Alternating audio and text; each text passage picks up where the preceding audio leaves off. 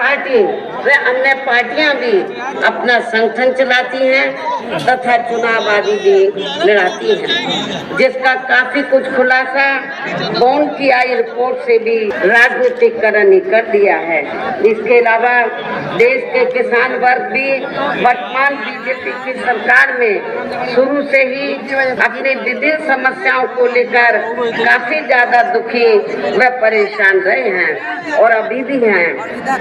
जबकि यूपी में 4 बार हमारी पार्टी की रही सरकार ने इनके हितों का भी हर स्तर पर विशेष ध्यान रखा है।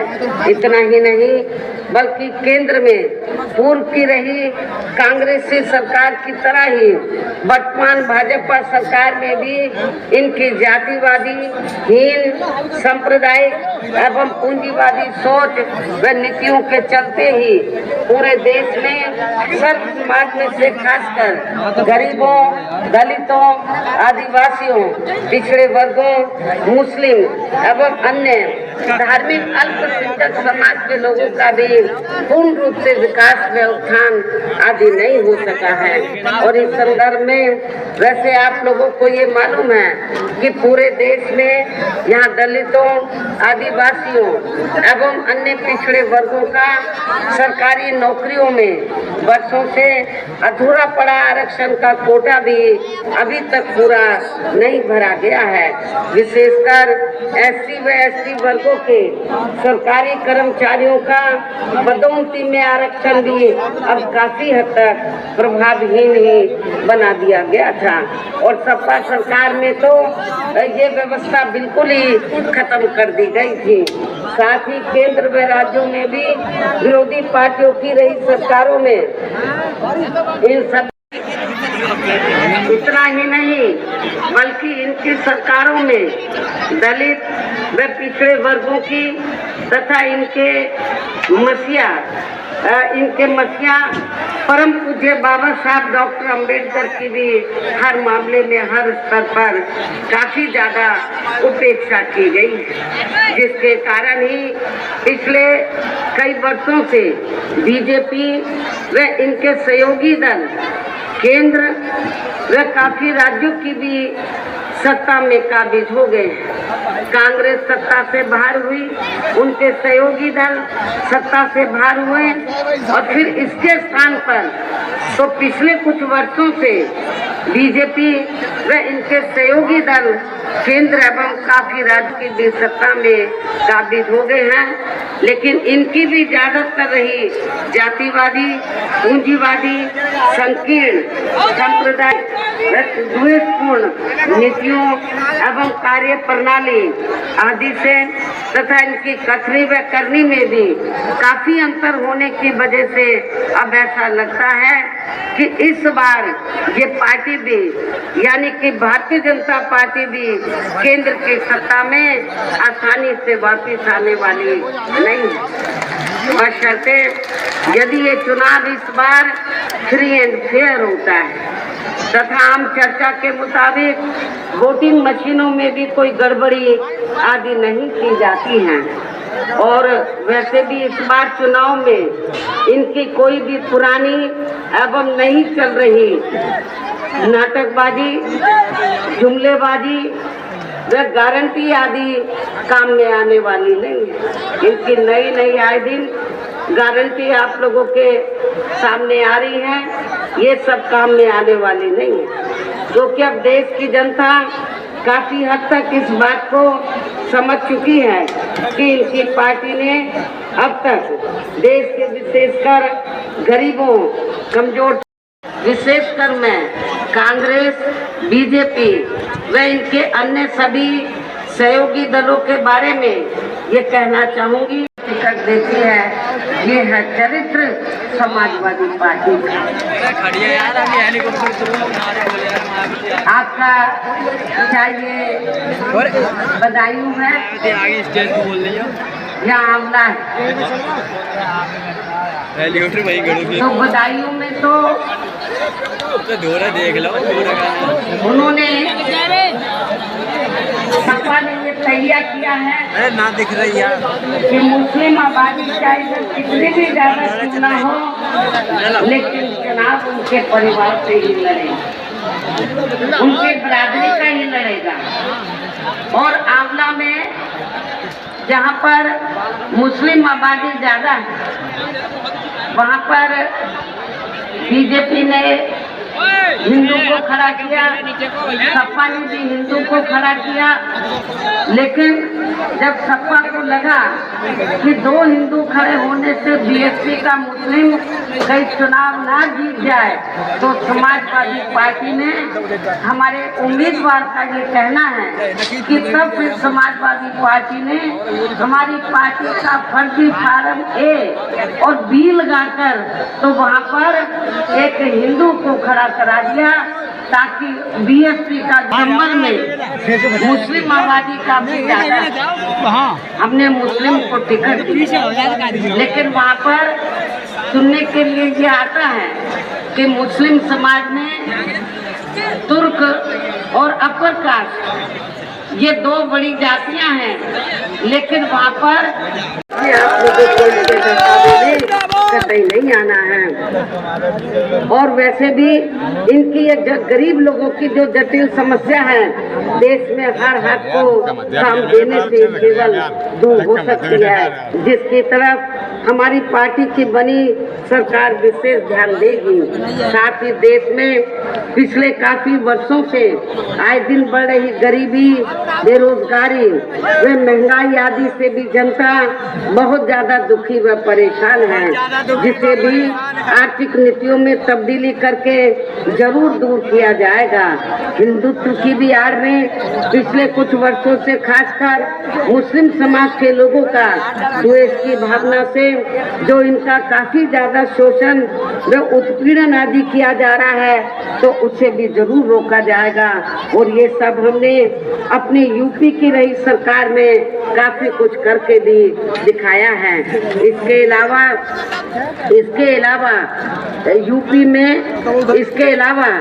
यूपी में सर्व समाज में से गरीब एवं बेरोजगार लोगों को बेरोजगारी भत्ता आदि न देकर हमने उन्हें बड़ी तादाद में रोटी रोजी के साधन भी उपलब्ध कराए हैं। जो अब ये कार्य भी अधिकांश ठंडे ही पड़े हैं, जिनको फिर सरकार बनने पर प्राथमिकता दी जाएगी। कहने का तात्पर्य ये है कि देश में इस समय हो रहे लोकसभा आम चुनाव में विरोधी पार्टियों के जारी किए गए उनके हवाई व प्रलोभन भरे चुनावी घोषणा पत्रों आदि के बहकावे में अब यह खासकर देश के अति गरीबों, मजदूरों, बेरोजगारों एवं अन्य मेहनतकश लोगों को बिल्कुल भी नहीं आना है। और अब इन्हें ऐसी सभी विरोधी पार्टियों को हर हालत में केंद्र की सत्ता में आने से जरूर रोकना है, जिनकी कथनी व करने में काफी अंतर रहा है तथा जिन्हें ये लोग बरसों से आजमा भी चुके हैं। ऐसे में अब मेरा यही कहना है कि आप लोगों को अपने खुद के वे अपने प्रदेश, क्षेत्र व देश के भी हित में अपने वोटों को यहाँ कांग्रेस, बीजेपी व अन्य विरोधी पार्टियों को न देकर केवल अपनी एकमात्र हितैषी पार्टी बहुजन समाज पार्टी को ही देना है। जो ये पार्टी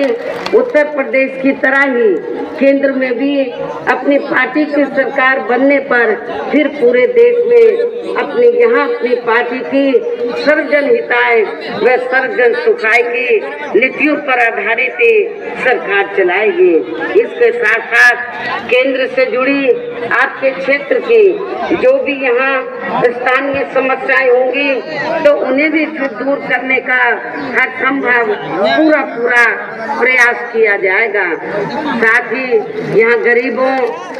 मजदूरों, बेरोजगारों, कर्मचारियों, किसानों, छोटे व्यापारियों एवं अन्य मेहनतकश लोगों के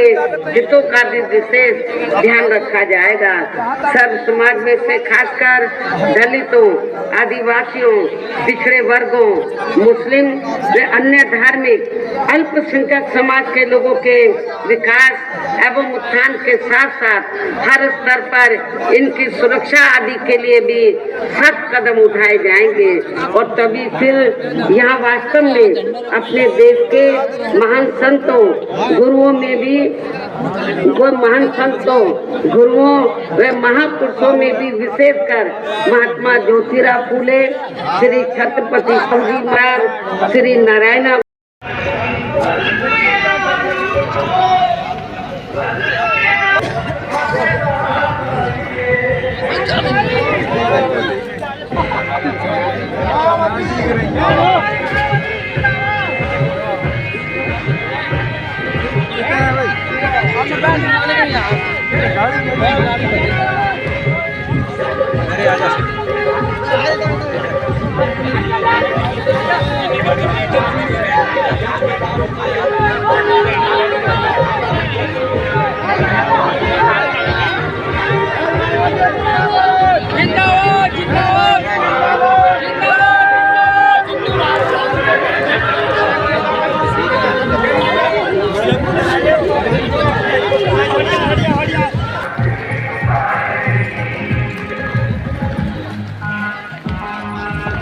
एक मिनट की बात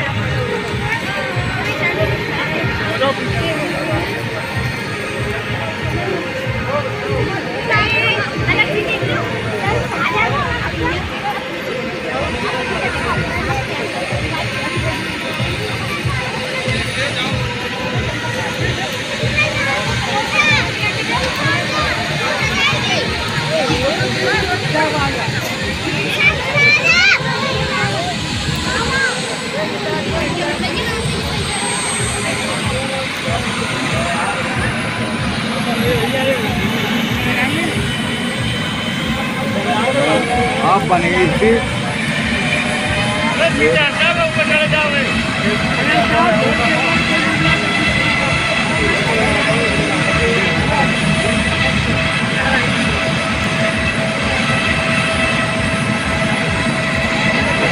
पीछे तो रहो, पहले पीछे से याद जल्दी की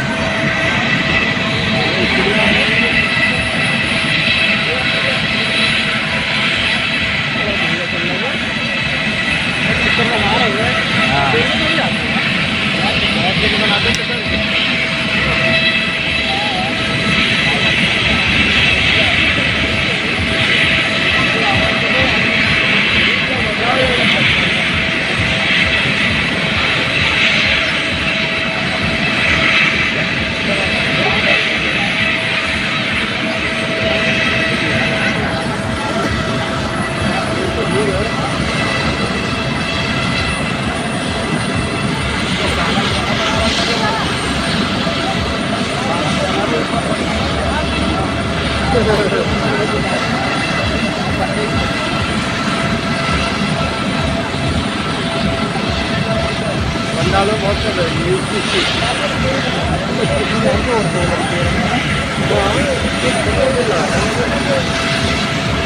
बहुत प्रेम ना